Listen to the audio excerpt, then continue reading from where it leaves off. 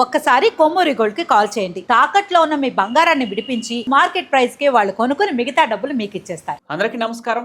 Welcome to మనం TV. నేను మీ పవన్ బేసవాడ. మనతో పాటు సీనియర్ జర్నలిస్ట్ డివి శ్రీనివాస్ గారు ఉన్నారు. సార్తో మాట్లాడదాం. సార్ నమస్కారం. నమస్తే అన్న. ఇప్పటికే వైఎస్ వివేకానంద రెడ్డి హత్య కేసులో 6 సాక్షులు వరుసగా మరణించడం జరిగింది. అయితే వాళ్ళ మరణానికి కారణాలు ఏవనేది విచారణ జరుగుతూ ఉంది. కానీ ఇప్పుడు వైఎస్ వివేకానంద రెడ్డి కూతురు సునీత భద్రతకు సంబంధించి కొంత చర్చనీయాంశం అవుతుంది. ఏకంగా మెజిస్ట్రేటే ఈ భద్రతకు సంబంధించి క్వశ్చన్ చేయడం అనేది ఇక్కడ ప్రధాన వార్తగా నిలుస్తుంది. నిజంగానే సునీతకి ప్రాణహాని ఉందా? ఎందుకంటే ఇప్పటికే ఆమె వైఎస్ఆర్సీపీ పార్టీ పైన, వైఎస్ఆర్సీపీలో ఉన్న కొంతమంది నేతలపైన కీలక వ్యాఖ్యలు చేస్తూ వస్తున్నారు. ఆమె ముఖ్యంగా అవినాష్ రెడ్డి లాంటి నేతలపైన కీలక కామెంట్స్ చేస్తున్నారు. సో సునీత ప్రాణహానికి సంబంధించి పూర్తి డీటెయిల్స్ ఏంటి సార్? 6 ఏళ్ల క్రితం వాళ్ళ తండ్రి కిరాతక హత్య, వివేకానంద రెడ్డి హత్య జరిగి 6 ఏళ్ళు పూర్తయిపోయింది. ఇప్పుడు దగ్గర ఇది 7వ సంవత్సరం. ఇప్పటి వరకు ఆ కేసు కొలిక్కి రాకపోగా మొన్న జరిగినటువంటి ఆ వర్ధంతి, ఆ నివాళులు అర్పిస్తూ సునీత అన్న వ్యాఖ్యలు ఏంటి, ఈ కేసులో శిక్ష మా ఇద్దరికి పడినట్టుంది, నాకు మా అమ్మకి శిక్ష పడినట్టుంది, కానీ హంతకులకు శిక్ష పడినట్టుగా లేదు. వాళ్ళ ఒక్కళ్ళు తప్ప హంతకులంతా స్వేచ్ఛగా తిరుగుతున్నారు అన్నది. అంటే మరి ఆ స్వేచ్ఛగా తిరిగే ఆ నిందితుల వల్ల ఇవాళ సునీత ప్రాణాలకు ముప్పు ఉందా? ఎందుకంటే సాక్షాత్తు న్యాయమూర్తే మరి ఆయన బెంచ్ మీద ఉండి ఆయన అడిగారు, సునీత భద్రత పైన ఆయన ఆరా తీశారు. న్యాయమూర్తే ఇవాళ ఆమె భద్రతపై ఆరా తీశారంటే మనకి ఇప్పుడు అనిపిస్తోంది, ఏది ఇన్నాళ్ళు తనన్నది నా ప్రాణాలకు ముప్పు ఉంది, నన్ను చంపుతామంటున్నారు అంటే. మీరు ఇందాక ఇంట్రోలో కూడా చెప్పారు, ఆ సాక్షులు ఒక 5-6 వరుసగా గొలుసు కట్టు మరణాలు. అసలు ఇప్పటికీ ఈ కేసు ఒక లాజికల్ ఎండ్కి తీసుకురాకపోవడం, కేసు దర్యాప్తు రకరకాలుగా జరిగింది. 2-3 సిట్లు వేశారు. అసలు సిబిఐ ఎంటర్ అయింది, సిబిఐ కొలిక్కి తెచ్చింది అనుకున్నాం, కానీ ఇప్పటి వరకు దర్యాప్తు 40% కూడా పూర్తి కాలేదని. ఇప్పుడు అరెస్ట్ అయ్యి జైలుకి వెళ్ళిన వాళ్ళంతా ఇవాళ మళ్ళీ బయటకు వచ్చారు బెయిల్ పైన. ఇప్పుడు వాళ్ళ వల్ల ఈమె ప్రాణాలకు ఇప్పుడు ముప్పు ఉందా? ఎవరి వల్ల ముప్పు ఉంది? మరి ఆమెకి భద్రత కల్పించడంలో ఎందుకు ఇంకా వీళ్ళు సంకోచిస్తున్నారు? కేంద్ర రాష్ట్ర ప్రభుత్వాలకి ఇది ఒక సవాల్. వివేకానంద రెడ్డి హత్య కేసు ఇవాళ న్యాయ వ్యవస్థకే ఒక ఛాలెంజ్గా మారింది. ఏది ఇప్పుడు ఈ ఇష్యూలో ఇంతవరకు మరి కొంతమందిని అరెస్ట్ చేశారు. అవినాష్ రెడ్డి ఇవాళ అందులో కీలక పాత్రధారి. కడప ఎంపీగా ఉన్నట్టు అవినాష్ రెడ్డి వాళ్ళ తండ్రిని కూడా అరెస్ట్ చేశారు. ఎవరు? భాస్కర్ రెడ్డి. ఆ వైఎస్ఆర్ కాంగ్రెస్ పార్టీ ఆయన రాష్ట్ర సమన్వయ కార్యదర్శి దేవిరెడ్డి శివశంకర్ రెడ్డి, అతను అరెస్ట్ చేశారు. లేదు ఇంకా అనేక మంది ఆ హత్యలో ప్రత్యక్షంగా పాల్గొన్నవాళ్ళు. ఇప్పుడు ఇక్కడ మనం చూసినట్లయితే ఎర్ర గంగిరెడ్డి, ఆ ఎర్ర గంగిరెడ్డి మరి నన్ను ఏదో ప్రలోభాలకు గురి చేశాడు, 10 కోట్లు ఇస్తానన్నారు, ఈ నేరం నా మీద వేసుకుంటే 10 కోట్లు ఇస్తానన్నారు అని చెప్పినటువంటి సాక్షి, మ్యాజిస్ట్రేట్ ముందు వాంగ్మూలానికి సిద్ధమైనటువంటి సాక్షి తర్వాత అడ్డం తిరిగాడు. అడ్డం తిరగటమే కాదు, అనుమానాస్పదంగా మృతి చెందాడు. ఇప్పుడు ఆ శ్రీనివాస్ రెడ్డి కావచ్చు, లేకపోతే గంగాధర్ రెడ్డి కావచ్చు, వరుస పెట్టి మనం తీసుకుంటూ వెళ్తే ఆ డ్రైవర్ నారాయణ, ఏది ఆ రోజు జగన్మోహన్ రెడ్డి ఆయన భార్య మేడం భారతి వాళ్ళిద్దరిని రోడ్డు మార్గంలో తీసుకెళ్ళినటువంటి డ్రైవర్ చనిపోవడం, అతని మరణాలపై అనుమానాలు వ్యక్తం కావడం, ఇంతవరకు నారాయణ మృతిపై దర్యాప్తు ఏమీ అసలు చేపట్టిన దాఖలాలే లేవు.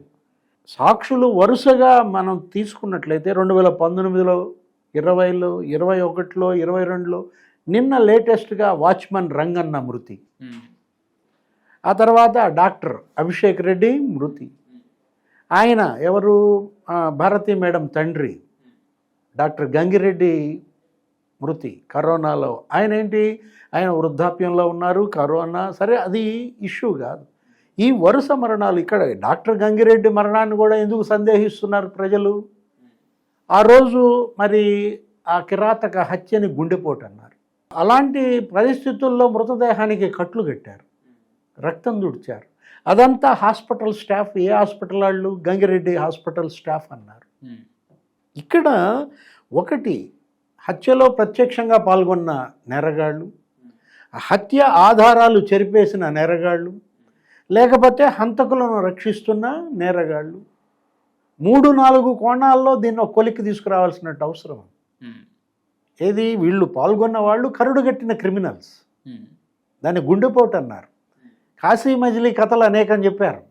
ఏది బెంగుళూరు భూ వివాదాల వల్ల హత్య అన్నారు, లేకపోతే వివాహేతర సంబంధాల వల్ల హత్య అన్నారు.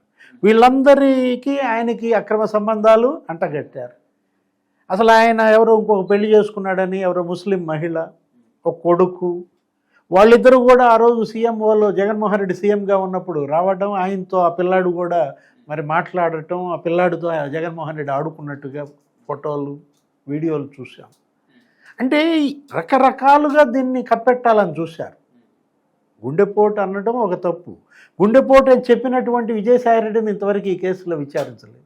అదే సార్, అంటే 6 నెలల్లో దీన్ని ఒక కొలిక్కి తీసుకురావాలని చెప్పేసి ఆర్డర్లు ఇచ్చిన తర్వాత కూడా ఎందుకు ఈ కేసు పైన ఇంకా విచారణ పూర్తి కావట్లేదని? కేసు విచారణ పూర్తి అవ్వటం ఒక ఎత్తు అయితే, పూర్తి కాకపోగా ఇప్పుడు అసలు ఈమె ఎవరు, సునీత ప్రాణాలే మరి భద్రతే ఇవాళ నీకు ఈ విధంగా ముప్పు వాటిల్లితే ఇంకా అసలు ఏముంది? ఆ రోజు వివేకానంద రెడ్డి హత్య కేసుని కొలిక్కి తేలేకపోయారు.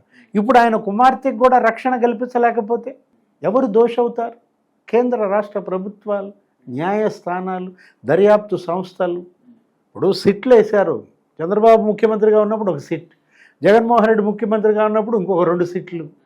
ఏది సిబిఐ అన్నారు. సిబిఐ కూడా 40% మీరు ఈ కేసు కొలిక్కి తెచ్చేది. సిబిఐ ఎస్పీ మీదే కేసులు పెట్టారు.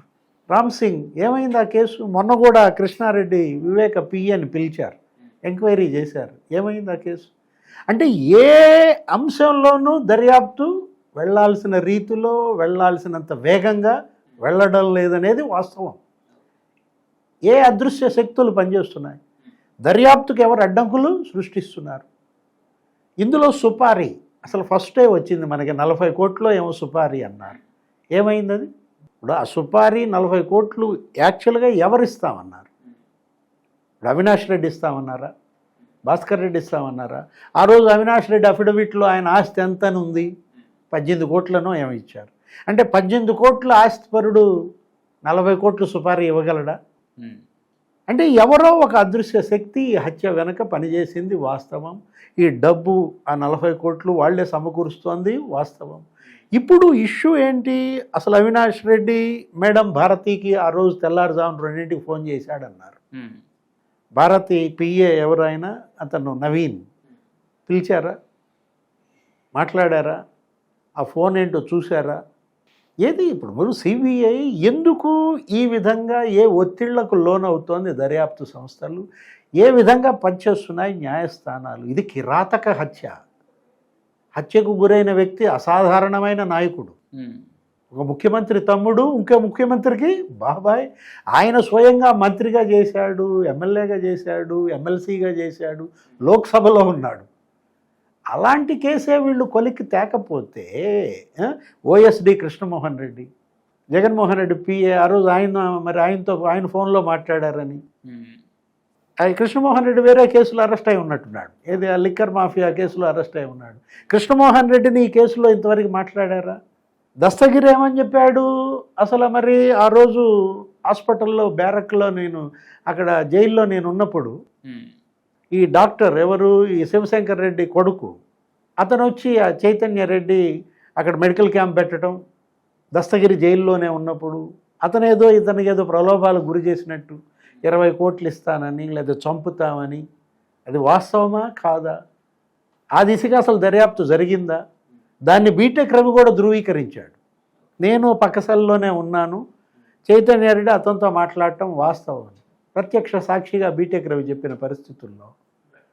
ఏదైనా ఇవాళ సునీత ప్రాణాలకు గనక ముప్పు వాటిల్లితే అది ఆ కేసులో ఉన్న హంతకుల వల్లే, ఆ నిందితుల వల్లే.